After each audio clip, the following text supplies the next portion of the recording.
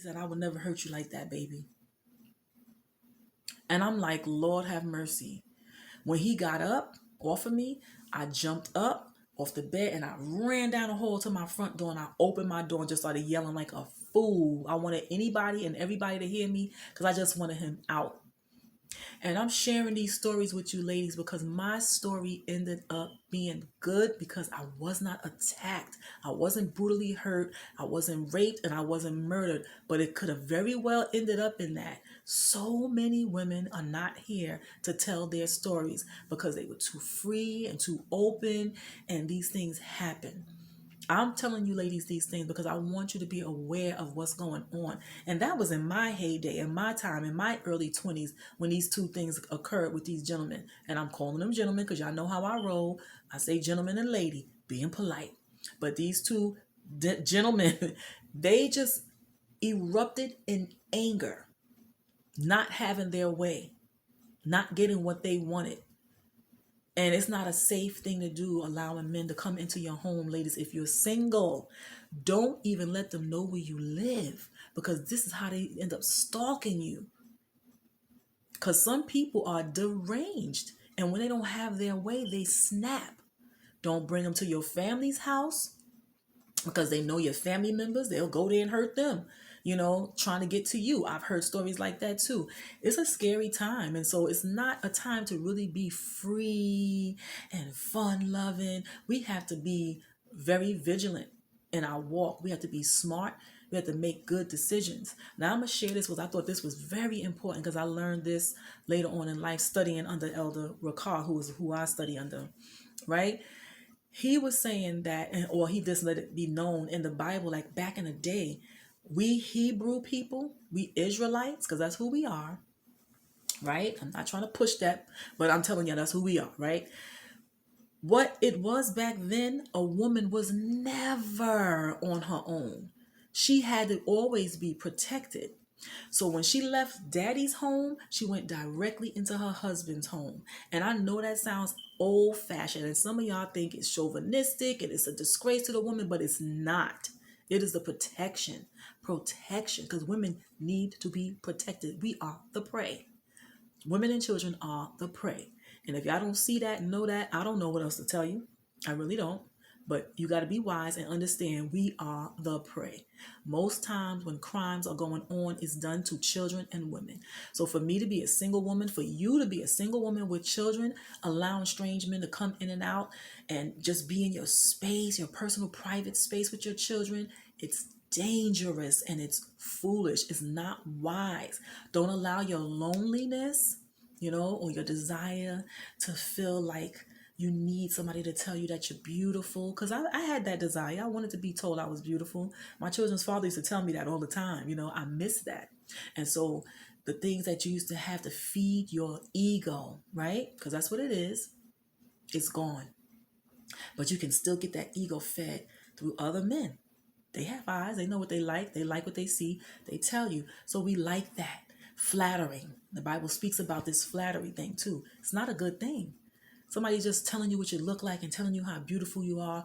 But do you want me because you want to be with me sexually, or do you want me as a wife? There's a difference. I shouldn't be flattered about all the attention that I got because y'all didn't even know me as a person. You just wanted one thing. You saw me as one thing and one thing only. There's so many more aspects to who we are as women than what we have in between our legs and what we look like on the outside. And so that whole idea of the protection of the father and that man having to come meet daddy before he takes you anywhere, has to get daddy's approval.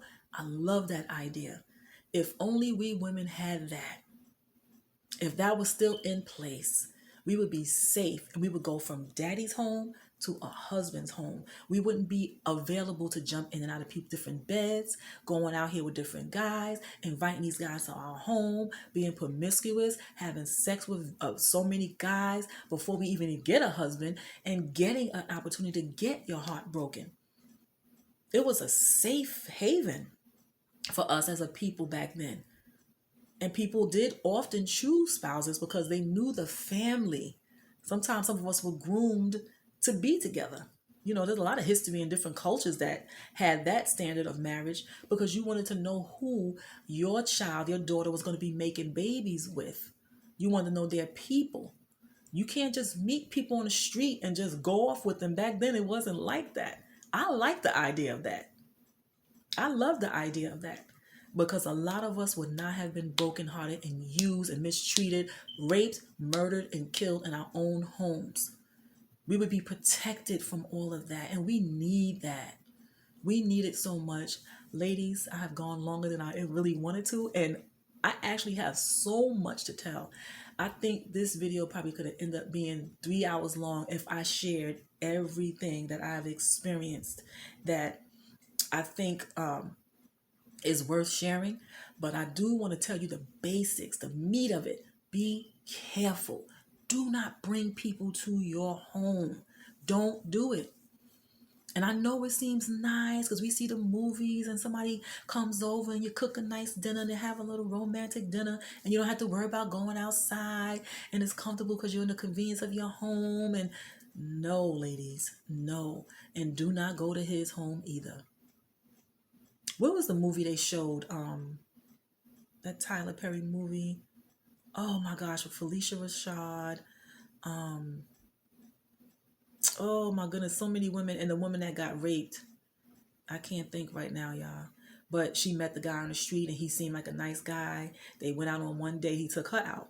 Got comfortable, you know, got a little lax. Next thing you know, he's like inviting himself to her house for dinner. She did that. She's turning around to the stove to cook. When she turned around, he's completely butt naked and he raped her in her own home. You know what I'm saying? So these things occur. We got some mad men out here. You don't know by looking at them if they're crazy until it's too late. So I'm begging you, ladies, to be careful. Don't be in a rush to be with somebody. Enjoy your singlehood. Get to know yourself, better yourself, improve yourself in every aspect so that when you get to meet somebody that's king material, you know, you could be a proper queen for that king and you're doing it the right way. And stop running around here giving your precious body to these men. They don't deserve you, and you deserve better than that. And I'm going to say goodbye, okay?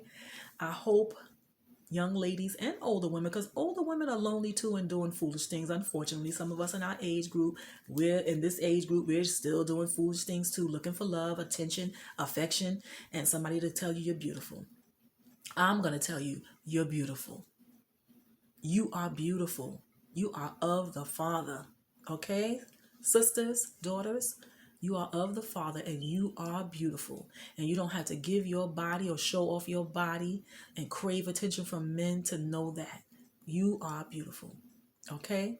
Please be safe, be wise in your decision making. You meet somebody, talk to them a little bit. I think it's a little nice, this I don't even want to say it, the situation that we've been experiencing for the past 2 years, we getting on Zoom calls and things like that. Get to know somebody just talking to them. They give you who they are. When you just chit chatting, you get to know a lot. When the person is talking, they get so carried away, they might share things that they didn't mean to share. Get to know somebody as much as you can, because like I said, there are tricksters out there who already have a whole game plan on how they gonna fool the women. Like that's all they live for, and they can present themselves as wonderful and you can still end up being hurt. Pray for discernment and please be careful.